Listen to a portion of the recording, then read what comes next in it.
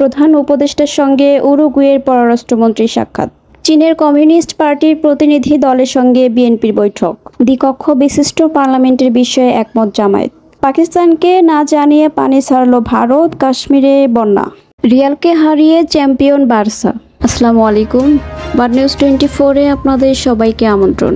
সঙ্গে আছি আমি নাইমা আক্তার কেয়া। এতক্ষণ দেখছিলেন শিরোনাম, এখন দেখবেন বিস্তারিত।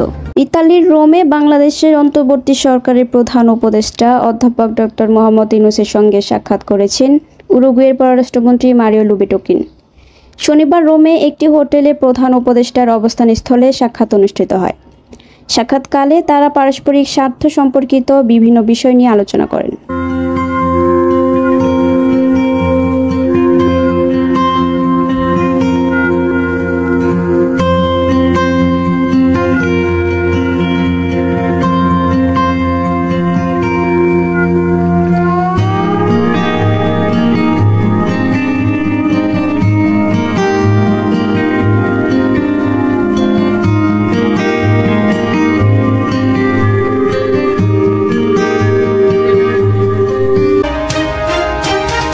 বাংলাদেশে সফররত চীনের কমিউনিস্ট পার্টির প্রতিনিধি দলের সাথে বৈঠক করছে বিএনপি।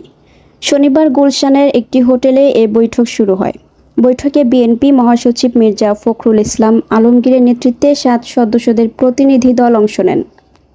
এছাড়া দক্ষিণ পূর্ব ও দক্ষিণ এশিয়া বিষয়ক ব্যুরো চীনের কমিউনিস্ট পার্টির কেন্দ্রীয় কমিটির আন্তর্জাতিক বিভাগের পেং জিউবিনের নেতৃত্বে 8 সদস্য প্রতিনিধি দল বৈঠকে অংশ নেন। এর আগে গত শুক্রবার বাংলাদেশ সফরে আসা চায়না কমিউনিস্ট পার্টির একটি প্রতিনিধি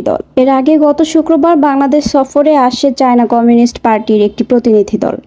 সফরের দ্বিতীয় দিন শনিবার দিনভর বিভিন্ন রাজনৈতিক দলের সাথে বৈঠক করে দলটি। বাংলাদেশে সফররত চীনের কমিউনিস্ট পার্টির প্রতিনিধি দলের সাথে বৈঠক করছে বিএনপি। শনিবার গুলশানের একটি হোটেলে এ বৈঠক শুরু হয়। বৈঠকে বিএনপি মহাসচিব মির্জা ফখরুল ইসলাম আলমগীরের নেতৃত্বে 7 সদস্যদের প্রতিনিধি দল অংশ নেন। এছাড়া দক্ষিণ পূর্ব ও দক্ষিণ এশিয়া বিষয়ক ব্যুরো চীনের কমিউনিস্ট পার্টির কেন্দ্রীয় কমিটির আন্তর্জাতিক বিভাগের পেং জিউবিনের নেতৃত্বে 8 সদস্য প্রতিনিধি দল বৈঠকে অংশ নেন। এর আগে গত শুক্রবার বাংলাদেশ সফরে আসা চায়না কমিউনিস্ট পার্টির একটি প্রতিনিধি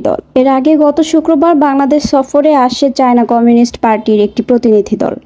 সফরের দ্বিতীয় দিন শনিবার দিনভর বিভিন্ন রাজনৈতিক দলের সাথে বৈঠক করে দলটি।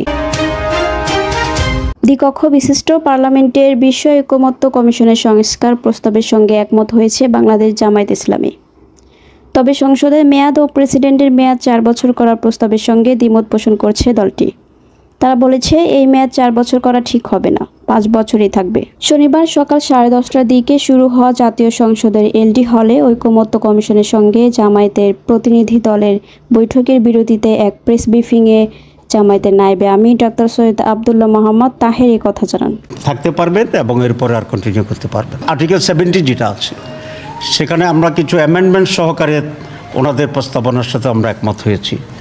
সেটি হচ্ছে সংবিধান পরিবর্তনের ক্ষেত্রে, অর্থ বিল বা বাজেট অনুমোদনের ক্ষেত্রে এবং আস্থা ভোট যেটা আছে সে আস্থা ভোটের ক্ষেত্রে ভৌতবাদকে আমরা টোটালি বাদ দেওয়ার জন্য বলে দিয়েছি।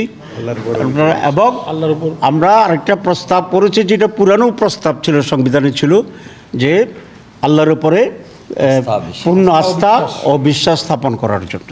যে এক ঐতিহাসিক মুহূর্তে আমরা আছি, আমাদের এই সুযোগ যারা তৈরি করে দিয়েছেন, যে বীর শহীদরা, তাদের কাছে আমাদের একটি ঋণ আছে, যেন এই সুযোগ কোনো অবস্থাতে হাতছাড়া হয়ে না যায়, যেন এই সুযোগকে কেন্দ্র করে আমরা এমন এক বাংলাদেশ তৈরি করতে পারি যেখানে কোনো অবস্থাতেই কাউকে নিপীড়নের মুখে পড়তে না হয়, বিচার বা বিচার বহির্ভূত ব্যবস্থার মধ্যে যেন তাকে মোকাবেলা করতে না হয়।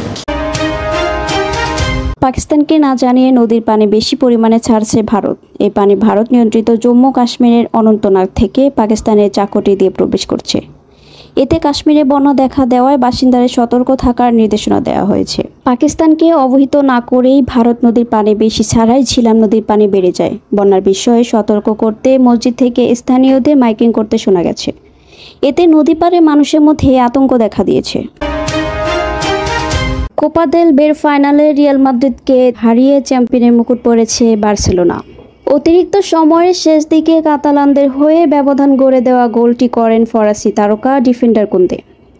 শুরুতে পিছিয়ে পড়লেও 7 মিনিটের ব্যবধানে জোড়া গোল করে ম্যাচের লাগাম নেয় রিয়াল। সেই সঙ্গে প্রতিপক্ষের উপর চাপ বাড়িয়ে দেয় লস ব্লাঙ্কোসরা। অবশ্য ম্যাচে ফিরতেও বেশি সময় নেয়নি বার্সা। নির্ধারিত সময়ে আর কোনো গোল না হওয়ায় ম্যাচ গড়ায় অতিরিক্ত সময়ে। সেখানে কুন্দের ওই গোলে শেষ হাসি হাসে হানসি ফ্লিকের দল।